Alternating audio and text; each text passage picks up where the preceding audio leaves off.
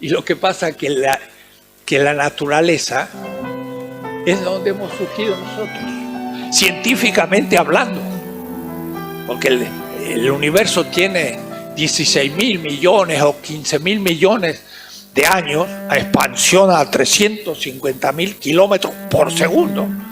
Y la galaxia más cercana que pudiera haber otra Tierra se encuentra próximo a no más que 1,5 millones de años luz.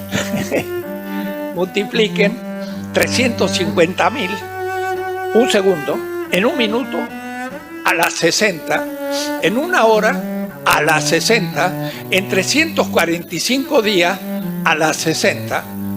Es un número majestuoso. Pero la galaxia más cercana está a 1,5 millones.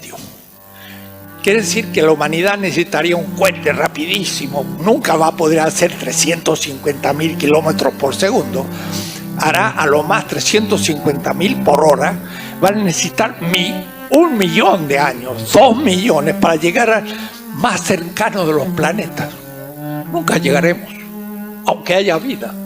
Puede decir, estamos confinados a nuestra pequeña Tierra, y ya me entra un poco de claustrofobia. ¿Cómo salir un poquito? Pero ahí no podemos salir, estamos destinados a la Tierra. ¿De dónde venimos?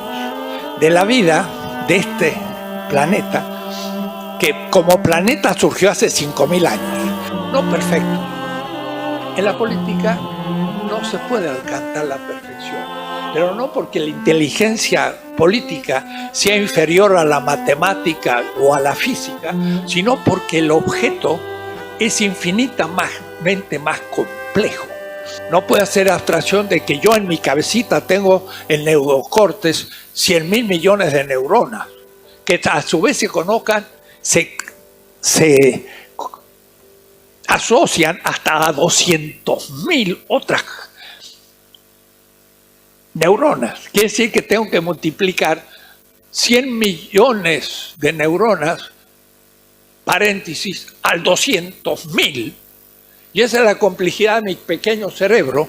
Y acá hay cantidad de cientos de personas, combinen eso, en 9.000 millones de habitantes de la Tierra, entre paréntesis, al 909 millones.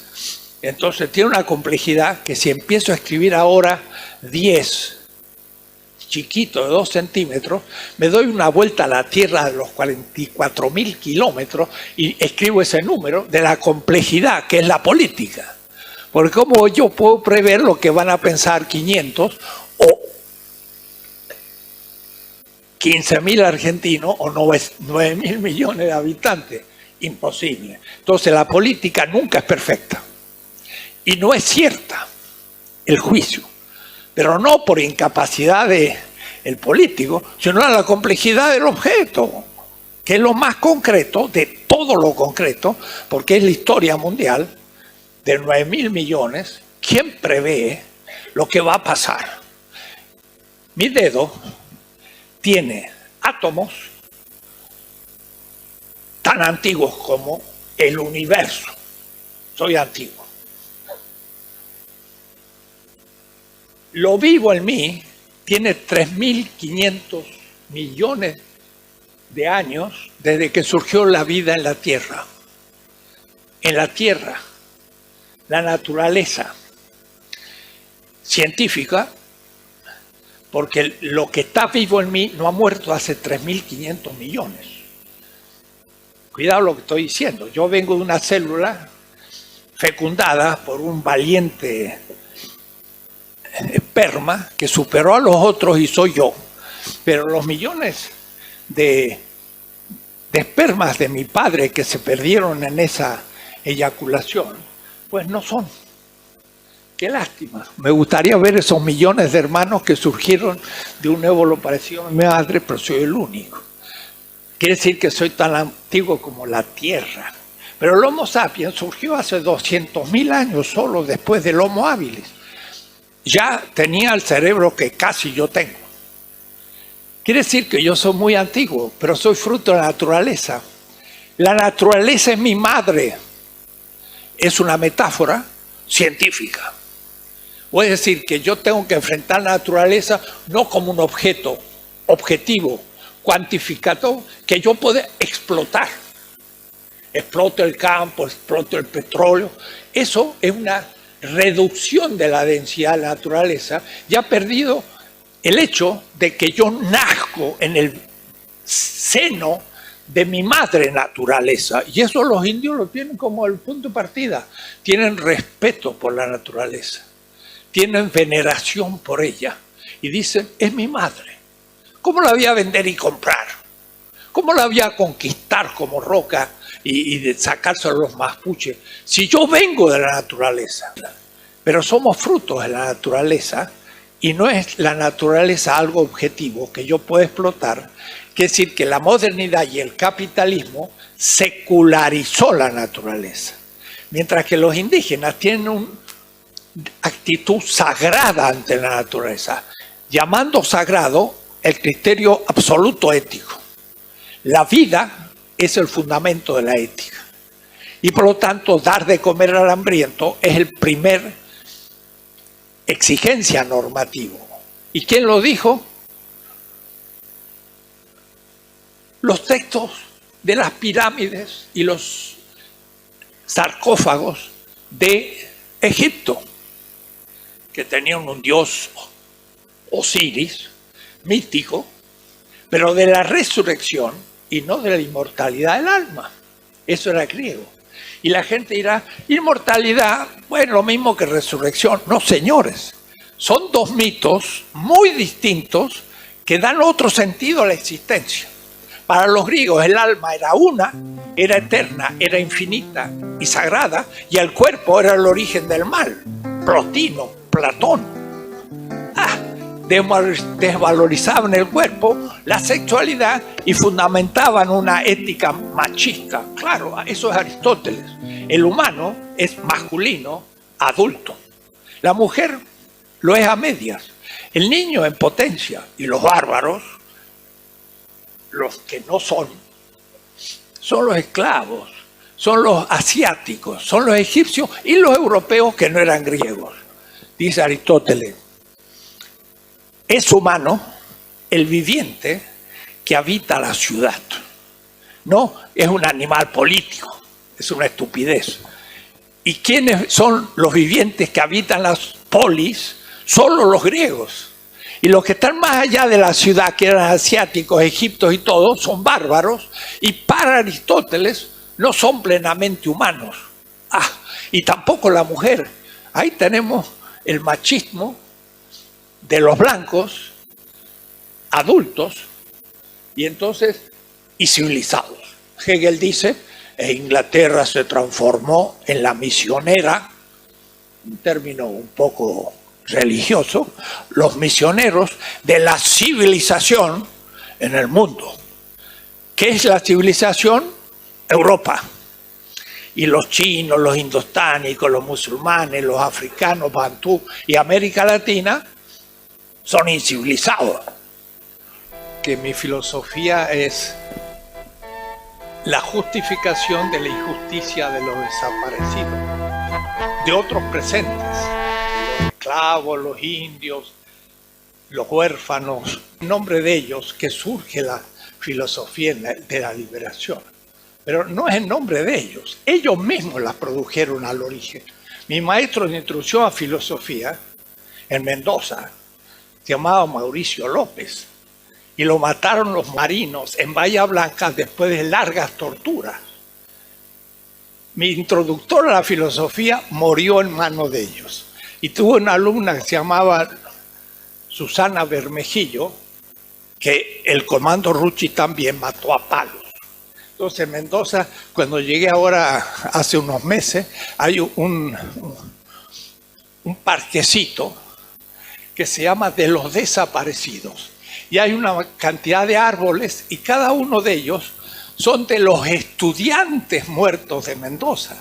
Como en Europa existen cementerios de la resistencia francesa o así, héroes de la guerra contra Hitler, que era un dictador nacionalista todavía provinciano, porque las facultades especialmente de filosofía, pero también de historia, de antropología, de sociología, de economía, de política, todas las academias de ciencias sociales y hasta las llamadas ciencias duras son eurocéntricas y lo siguen siendo.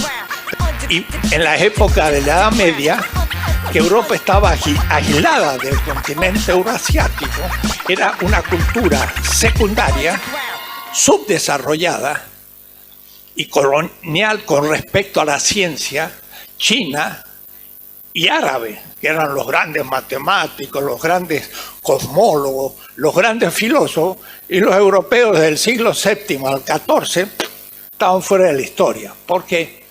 Porque el Imperio Otomano al final lo dejó fuera de la historia. Y entonces la edad oscura de la Edad Media es oscura de Europa. El mundo árabe estaba de Marruecos a Egipto, a la Mesopotamia, a Afganistán, a los reinos mogoles musulmanes en la India y llegaba hasta Filipinas. Somos alienados mentales, porque estudiamos como propia una historia que nos niega. La única filosofía latinoamericana que nace en el continente y defiende el continente es la filosofía de liberación. Pero a las 3 semanas que estaba en México en el exilio, después que me pusieron una bomba en mi casa, el comando Rucci, en el 75, ante la dictadura, pero ya los dictadores estaban, desde López Rega y todos ellos, y recibí una bomba. Y como sé historia de la filosofía, dije, el primer filósofo que recibe un atentado de bomba en la historia de la filosofía. ¿Por qué? Porque a los filósofos los mataron, los metieron presos y todo, pero nunca habían metido una bomba. Era un producto militar moderno. Y entonces fui el primero, que yo sepa, pero no fui el último, pusieron a otro después. El pasaporte mexicano de esa patria chica nueva, del cual la Argentina es también mi patria chica originaria, de la gran patria América Latina, del cual soy ciudadano. Entonces, la política está en el centro de la filosofía de la liberación, que empezó como una ética, una ontología, una política, y ahora pues ya está en la etapa de diagnóstico de lo que nos está pasando, de reconstrucción del pensamiento semita, del pensamiento griego, cómo eso se confundió en la cristiandad europea, cómo llegó, no Colón, el que descubrió el Atlántico creyendo llegar a China, y en el cuarto viaje de Colón de 1503, después del que muere, sigue estando en una península cuarta del Asia, cuando los indios de Panamá le dijeron, del otro lado hay un gran mar, era el Golfo Máximo de un mapa donde América del Sur estaba al sur de la China. Era una confusión de los venecianos que hacían un mapa de mapas chinos. Los chinos descubrieron América desde el 1400, un siglo antes que Colón. Hicieron mapas completos del África y en 1506 descubrieron América. El padre machista fálico. Entonces ahí está la filosofía de liberación, ve las cosas desde los oprimidos, de los miles de torturados. Y su dolor es mi dolor, y la filosofía de la liberación es una expresión pensada contra una filosofía, una ideología y las ciencias sociales que justifican a los torturadores y no se dan cuenta al enseñarlo.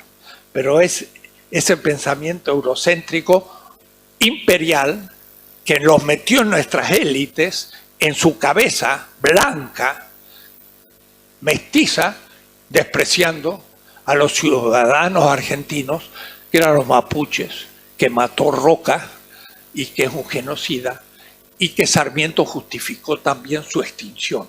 Y hablando por la civilización, que era Europa y Estados Unidos, y el Che Guevara sale de eso y habla del hombre nuevo, y el mismo Fidel Castro, pero lo que se metió en todos lados fue el marxismo-leninismo eurocéntrico y ruso, más interesante que otros, pero la otra gran revolución, poco después, 70 antes, fue en Chile. El primer socialismo elegido por el pueblo, Allende.